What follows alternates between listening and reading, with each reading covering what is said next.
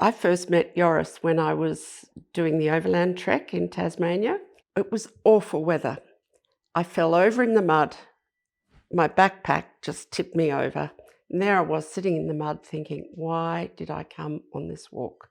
And then all of a sudden, a little voice came around the corner and this guy said to me, would you like a hand? And we walked for a time after that. And that was the start.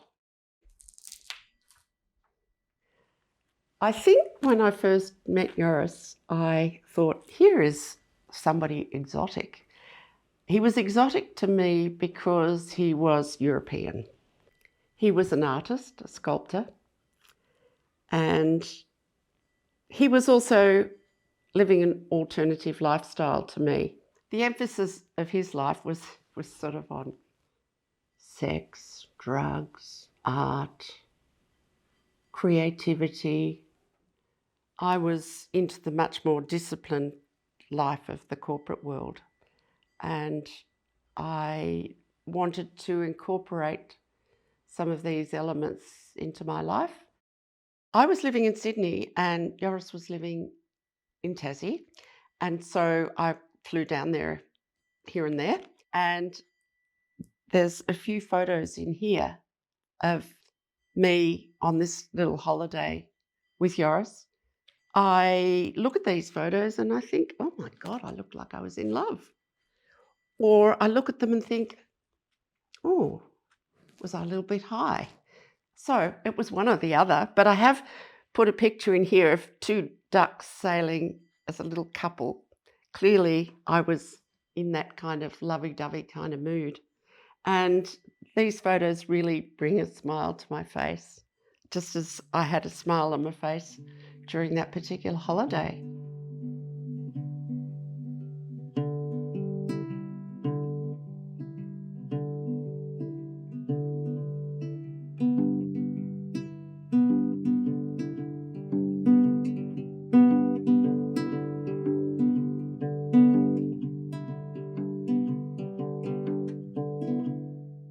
You know, I think you can compare friendships with relationships.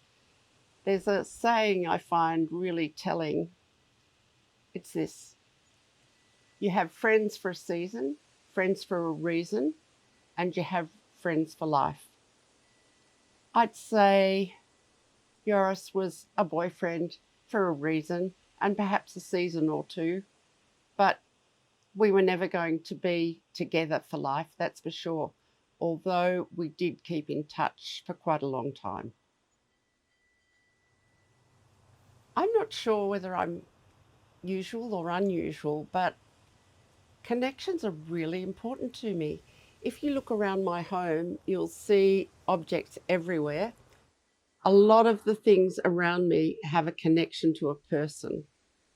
And one of the connections is Joris. It was a long distance relationship.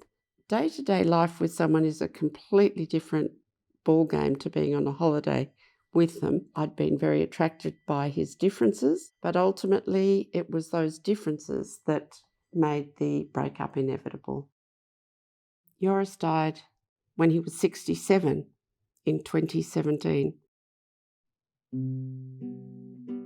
We weren't close enough for me to make that visit you make when a friend is dying. I was sorry to hear that Joris died, of course. And the big advantage of seeing him before he died, in retrospect, would have been to say, Joris, I'm so happy I met you. You've made a difference to my life. Thank you.